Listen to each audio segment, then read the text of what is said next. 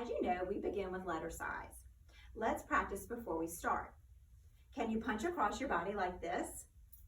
Parents, if you see your child punching out to the side, stand behind them and help them until they get the hang of it. This movement encourages connections in the brain, which is important for development and reading. All right, are y'all ready for letter size? Y'all stand up.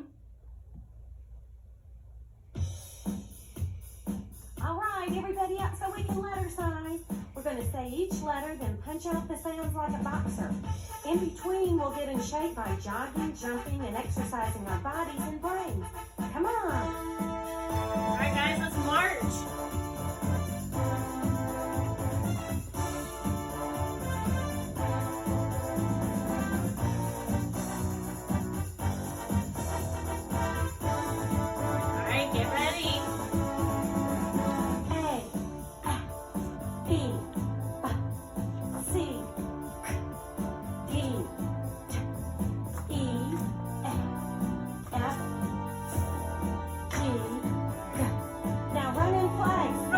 Let's see how fast you can run. Now let's see how slow you can run. All right, just run now. All right. Get ready. H, I, J, K, L, M, N. Let's pretend to jump rope. See if you can jump on one foot. Now the other foot. All right, let's get ready. O, P, Q, R, S, T, time for jumping jacks.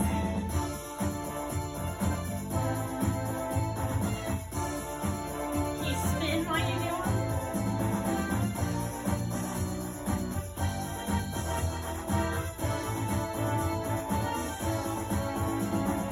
B, W, X, Y, Z.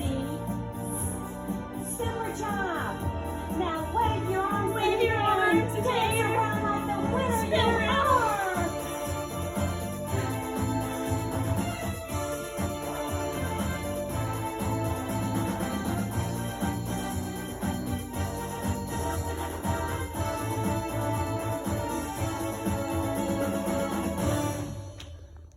We're going to read Johnny Appleseed. Do you like apples? Because he's known as the Apple Man. Johnny Appleseed by Jane Kurtz, illustrated by Mary Haverfield. Who is that walking by the Ohio? Apple-loving Johnny. Yes, Johnny Appleseed. He carries a bag. He carries a hoe. He digs a hole by his left big toe. He drops the seed into the hole. He pat, pat, pats the soft black bed.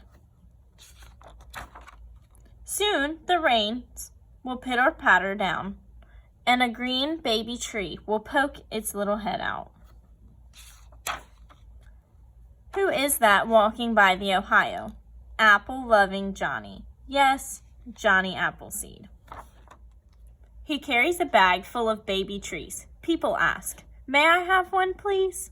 "What do you have to trade?" he says. "Will you take a pan?" "Yes." "Will you take a ham?" "Yes." "Will you take a shirt?" "Yes." "Will you take some dirt?" "Yes." Who is that walking by the Ohio? Apple-loving Johnny. Yes, Johnny Appleseed. He hands something shiny to a hopping girl. The girl bites in and says, "Oh, sweet." Nobody cares that his clothes are funny. Nobody chuckles at his big, bare feet. They all work hard with their plows on their farms. They get sore backs. They get sore arms. At the end of the day, they can come inside and bite into an apple or a sweet apple pie. Clap your hands for Johnny. Clap your hands for Johnny Chapman. Clap your hands for Johnny Appleseed. Hello everyone. Now we're going to read Tops and Bottoms, adapted and illustrated by Janet Stevens. Tops and Bottoms. What do you see in this picture? Look at this bear. He has fallen asleep in the chair. Let's read and find out why. Once upon a time, there lived a very lazy bear who had lots of money and lots of land. His father had been a hard worker and a smart business bear, and he had given all of his wealth to his son. But all Bear wanted to do was sleep. Not far down the road lived a hare. Although Hare was clever, he sometimes got into trouble. He had once owned land too, but now he had nothing. He had lost a risky bet with a tortoise and had sold all of his land to Bear to pay off the debt. Hare and his family were in very bad shape. "The children are so hungry, Father Hare. We must think of something," Mrs. Hare cried one day. So Hare and Mrs. Hare put their heads together and cooked up a plan.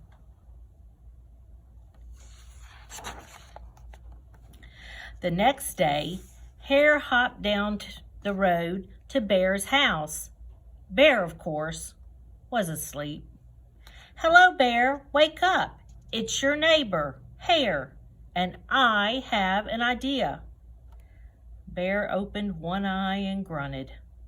"We can be business partners," Hare said. "All we need is this field right here in front of your house. I'll do the hard work of planting and harvesting, and we can split the profit right down the middle. Yes, sir, Bear, we're in this together. I'll work and you sleep." "Huh?" said Bear. "So, what will it be, Bear?" asked Hare. "The top half or the bottom half? It's up to you. Tops or bottoms?"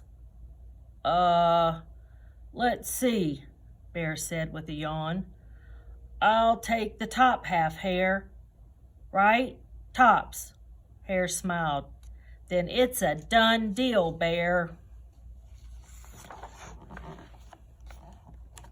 Look at Bear sleeping. He is so lazy. So Bear went back to sleep, and Hare and his family went to work. Hare planted. Miss Hare watered, and everyone weeded.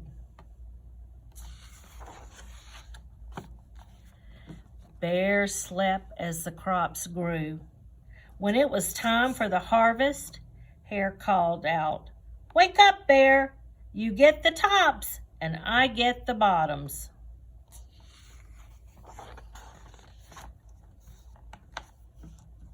Hare and his family dug up the carrots, the radishes, and the beets. Hare plucked off all the tops, tossed them into a pile for Bear, and put the bottoms aside for himself.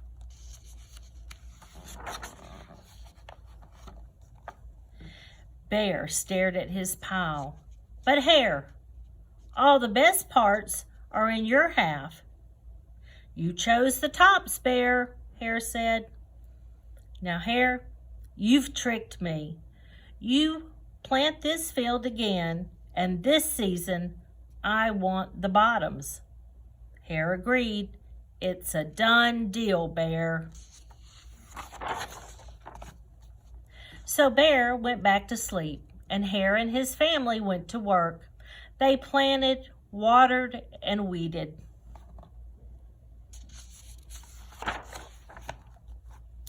Bear, he slept as the crops grew. When it was time for the harvest, Hare called out, "Wake up, Bear! You get the bottoms and I get the tops." Hare and his family gathered up the lettuce, the broccoli, and the celery. Hare pulled off the bottoms for Bear and put the bottoms in his own pile.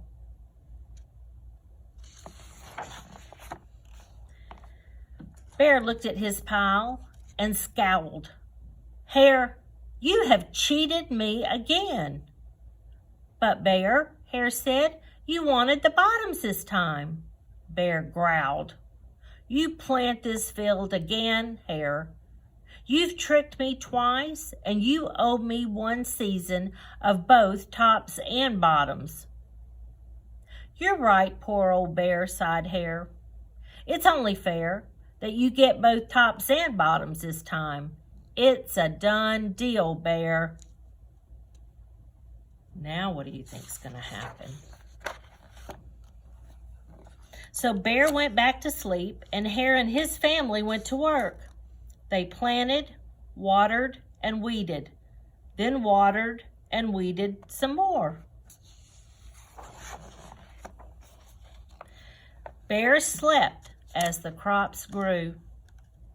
When it was time for the harvest, Hare called out, "Wake up, Bear! This time you get the tops and the bottoms."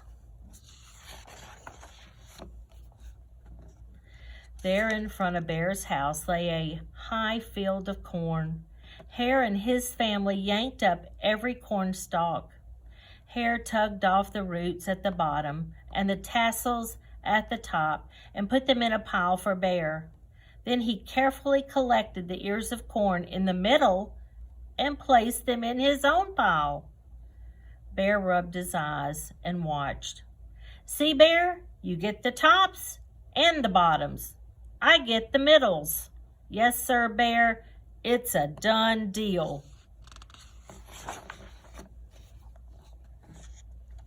By now, Bear was wide awake. "That's it, Hare," he hollered. "From now on, I'll plant my own crops and take the tops, bottoms, and middles." Hare and his family scooped up the corn and hopped down the road toward home. Bear never slept through a season of planting and harvesting. Hare bought back his land with the profit from the crops, and he and Mrs. Hare opened a vegetable stand. And although Hare and Bear learned to live happily as neighbors, they never became business partners again. Now we're going to do way up high in the apple tree. It's a finger play, so now we get to make motions to it. So way up high in the apple tree, 2 little apples smiled at me. I shook that tree as hard as I could. Down came the apples. They were good. Now you can do this with other fruit too. So think about what else grows in trees. I'm thinking of oranges. What do you think of? So today we're going to make a pot like Johnny Appleseed wore on his head so we can wear it too. So you're going to need your bag that has your gray strip and your apple and the handle for your pan or pot and a glue stick. So we're going to start by gluing the stem on the apple.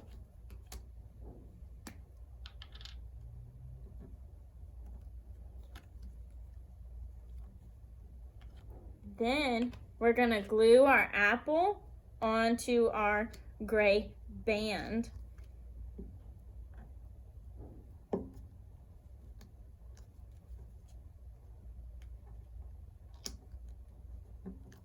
And once we get that done, we're going to flip it over, push down on it to make sure it sticks. And then we're going to glue our handle onto our hat.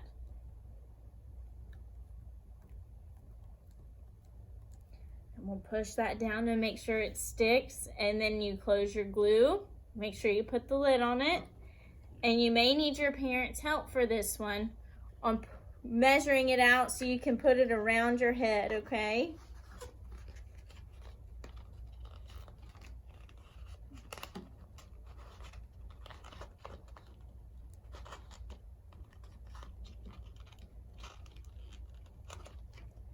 Then, once we get that put together, you now have a hat like Johnny Appleseed. So today we're going to do an apple lacing card, and you're going to need your string and your apple, and we're going to take the string and you're going to push it through and pull it out, and then you're going to push it back through. In and out, all the way through until we go all the way around the apple.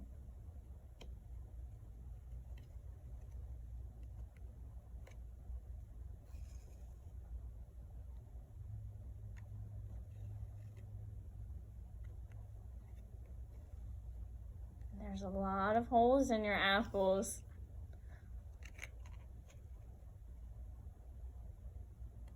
And once you get to the last one, you're going to pull it all the way out, and you can count how many holes are in here. Mine has 1, 2, 3, 4, 5, 6, 7, 8, 9, 10, 11 holes. How many holes does yours have? So the next craft that we're doing is apple patterns. So we're going to look at the apples and see what colors we should color the blank ones. So let's try this on our own. So the first one has a green apple and a yellow apple. What color should come next? That's right, green. So we're going to get our green crayon, and we're going to color our apple green.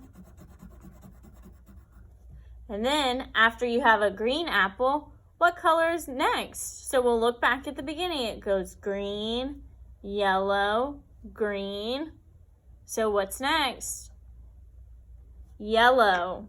So now we're going to get our yellow crayon, and we're going to color this next apple yellow. And then we move again to another blank apple. So what color is that one? It's green again. So we're going to color this apple green. And then you have one more apple. And what color is it? It's yellow. So now when we go back and look at it, our pattern is green, yellow, green, yellow, green, yellow. So let's try the next one. This one starts off with a red apple. And then it has a green apple. And then it's got another one that's blank. So what color should we color this apple? We should color it, what color? Red. That's right. So we'll color this apple. We'll take our red crayon and we'll color this apple red. And then we'll go again and we'll look at it goes red, green, red. What color is next? Green. We'll color that next apple green. Then you have another blank apple, so it's red, green, red, green. What's that one? Red. So we'll color this apple red. And we have one last apple to color. So what color should that one be? That's right, green. And we'll color this last apple green. And we'll look at our pattern. It goes red, green, red, green, red, green. Now that we've finished this row, we have a bunch more other rows. So it's your turn to try it. So look at the next ones. Yellow, red, green, and you tell me which ones come next. And do that for the rest of the page. So the next thing we're doing is making our own Johnny Appleseed scene. Like we did last week, we made one about fairies. Now it's time to show one about Johnny Appleseed and what he did. So you'll get your stickers and your background, and then you can pull off your own pull off all the stickers, like the one of Johnny Appleseed, and put them on the page. And you can show him planting the seeds, or you can show him picking from the trees. You can show him looking at the apples that are growing. You can show all of that in your own scene. And once you get done putting all your stickers out, or whatever stickers you want, then you can go tell your family about what you learned about Johnny Appleseed and show them what he's doing in your picture. You also have another sheet that talks about Paul Bunyan, and he is also known like Johnny Appleseed, known for cutting down trees so you can travel across America with his blue ox, Babe. And you have your own coloring sheet that you can do at home and read about Paul Bunyan up here and learn some more things about what happened. Okay, since we've been learning about Johnny Appleseed, now we're gonna sing a song about him. It's called Do You Know the Apple Man, and it's sung to this tune of Do You Know the Muffin Man. Are y'all ready?